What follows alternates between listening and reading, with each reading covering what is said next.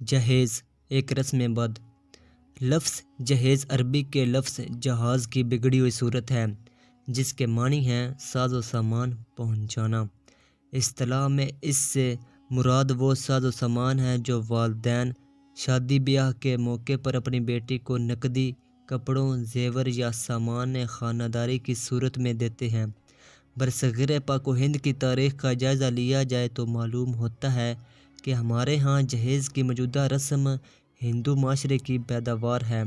مسلمانوں اور ہندوؤں کے آزادانہ میل جول کا عرصہ تقریباً 1000 سال کا ہے۔ اس طویل عرصے کے دوران میں تخم تاثیر صحبت کا اثر کے مصداق مسلمانوں اور ہندوؤں نے ایک دوسرے کو بہت متاثر کیا، اور ہندو معاشرے کی بہت سی بری رسومات مسلمانوں نے اپنا لیں۔ اس لیے علامہ اقبال نے کہا تھا، حقیقت خرافات میں کھو گئی، یہ امت روایات میں کھو گئی۔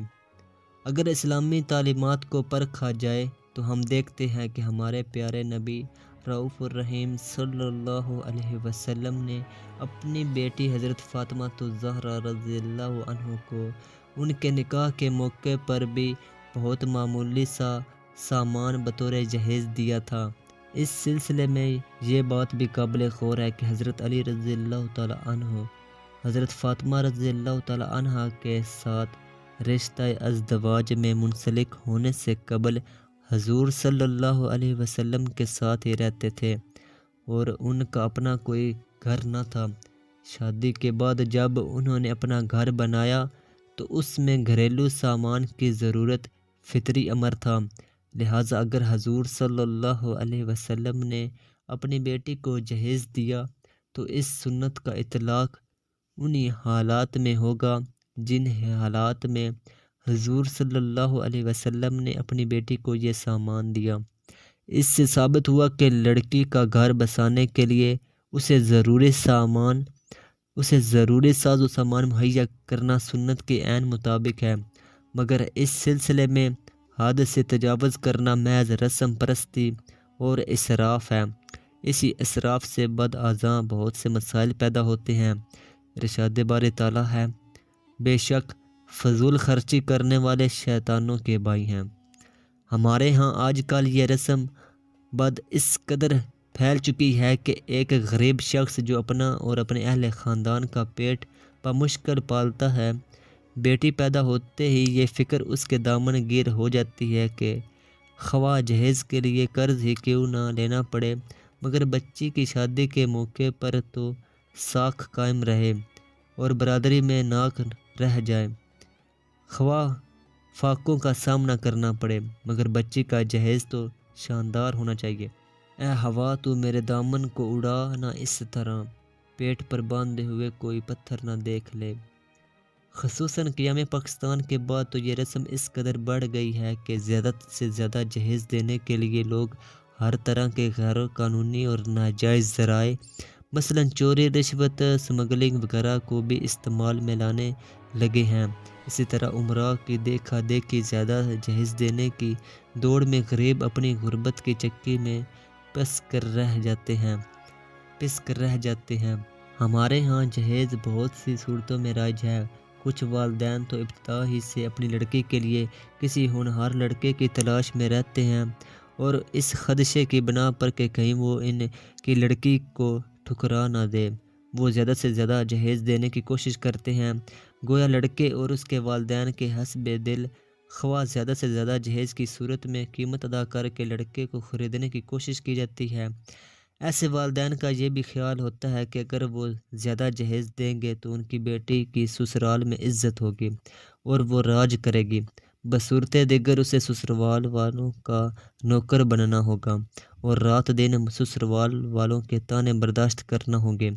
ہمارے ہاں ایک ایسا متمول طبقہ بھی ہے جو جہیز کی اس دوڑ میں بازی لے جانے کے لیے اپنے تمام تر ذرائع کو بروئے کار لاتا ہے۔ یہ طبقہ ہر قسم کے جائز اور ناجائز ذرائع آمدن پر قابض ہوتا ہے اور اپنے ہم چشموں اور متمول برادری کے افراد پر اپنی شادی، شان و شوکت اور دولت کا رعب ڈالنے کے لیے زیادہ سے زیادہ جہیز دیتا ہے۔ اس سے ان کا ایک مقصد یہ بھی ہوتا ہے کہ لڑکی سسرال میں اپنے خاندان کی ناک بلند رکھ سکے۔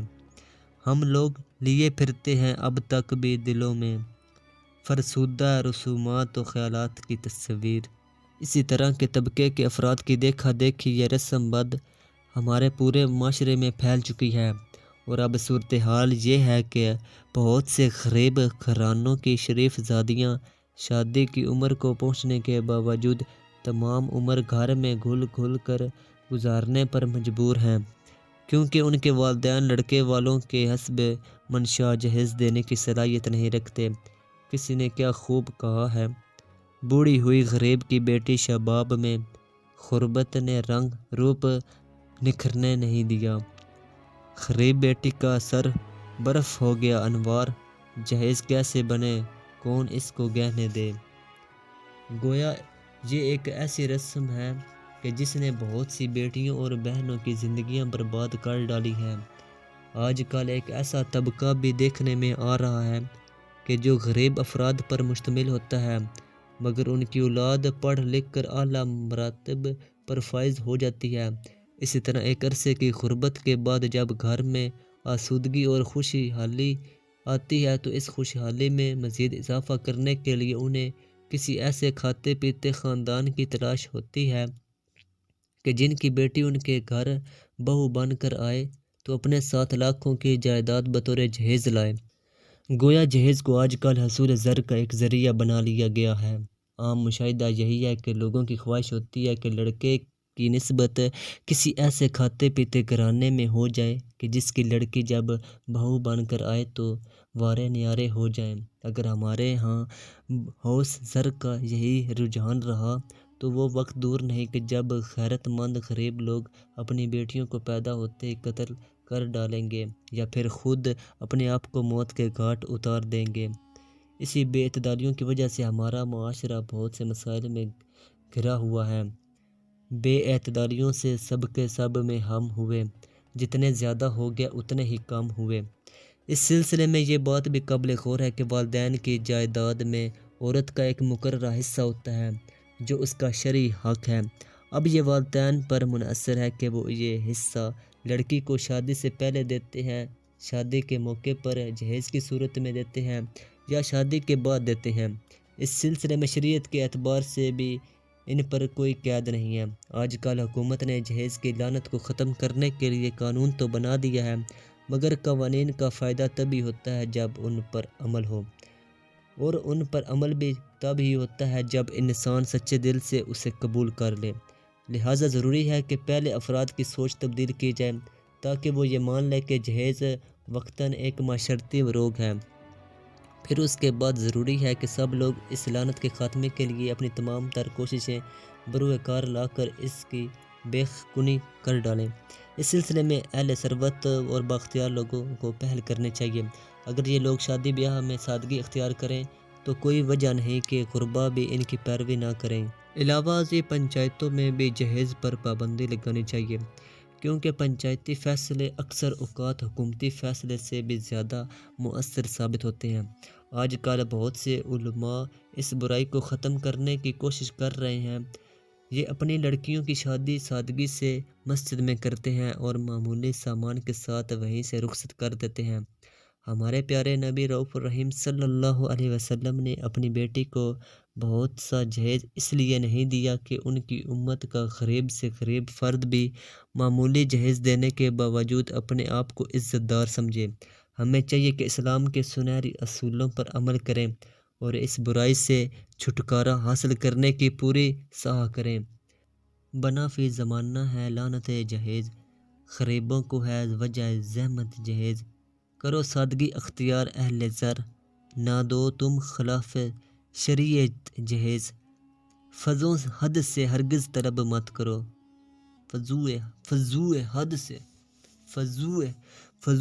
سے۔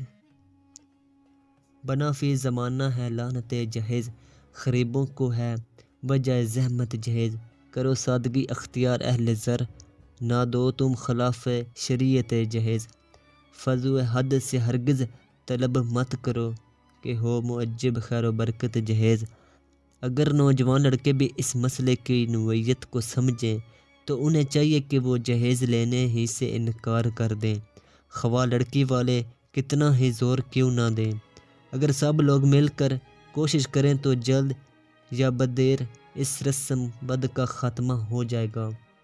بڑھو آگے برائی کو مٹانے کو، صدائے عام دو اس کام کی سارے زمانے کو۔